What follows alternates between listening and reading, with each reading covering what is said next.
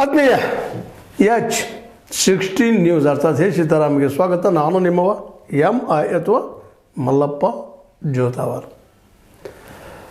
ಹುಕ್ಕೇರಿ ವಿದ್ಯುತ್ ಸಂಘದ ಚುನಾವಣೆಯ ಕ್ಷಣಗಣನೆ, ಯಾರಪ್ಪ ಗೆಲ್ಬೋದು, ಯಾರು ಅಧಿಕಾರ ಹಿಡಿಬೋದು, ಯಾರಿಗೆ ಶಕ್ತಿ ಸಿಗ್ಬೋದು, ಎಲ್ಲ ಜನ ಕೂತೋದು ನೋಡ್ತಾ ಇದ್ದಾರೆ. ಹುಕ್ಕೇರಿ ತಾಲೂಕು ಅಷ್ಟಲ್ಲ, ಬೆಳಗಾವಿ ಜಿಲ್ಲೆಯ ತುಂಬ ಇದೇ ಚರ್ಚೆ. ಜಾರಕಿಹೊಳಿ ಗೆಲ್ತಾರ, ಕತ್ತಿಯವ್ರಿಗೆ ಗೆಲ್ತಾರ, ಜಾರಕಿಹೊಳಿ ಗೆಲ್ತಾರ, ಕತ್ತಿಯವ್ರಿಗೆ ಗೆಲ್ತಾರ.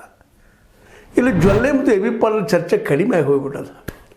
ಹೆಸರಿಗಿದ್ದಾರೆ ಅವರಿಬ್ಬರು, ಜೊಲ್ಲೆಯವರು ಜಾರಕಿಹೊಳಿಯವರಿಂದ, ಎ ಬಿ ಪಾಟೀಲರು ಕತ್ತಿಯವರಿಂದ. ಈಗೇನಿದ್ರು stunt between these two, Jarkiholi versus ಕತ್ತಿ.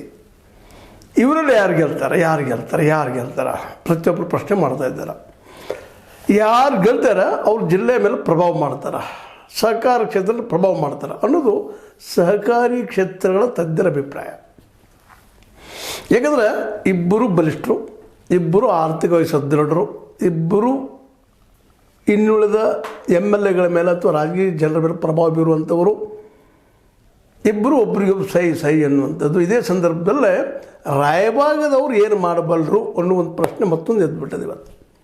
ಈಗಾಗಲೇ ಪ್ರತಾಪರಾವ್ ಅವರು ಗೋಕಾಕ್ ಬಂದ ಖನಾಡಿ ಡಾಕ್ಟರ್ ಅವ್ರ ಬೆಂಬಲ ಸೂಚಿಸೆ ಕಾಂಗ್ರೆಸ್ ಟಿಕೆಟ್ ಕೊಡೋದಿದ್ದಾರೆ, JDS ಇಂದ ಕೊಡಿಸ್ತಾನಂತ ಆಶ್ವಾಸನೆ ಕೊಟ್ಟು ಹೋಗಿದ್ದಾರೆ.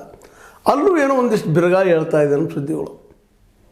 ಜಾರಕಿಹೊಳಿ ವಿರೋಧಿ ಗುಂಪುಗಳೆಲ್ಲ ಒಂದು ಕಡೆ ಸೇರ್ತಾ ಇದ್ದಾವ ಅನ್ನೋದು ಪ್ರಶ್ನೆ ಈಗ ಹೇಳ್ತಾ ಇದ್ದಾರೆ.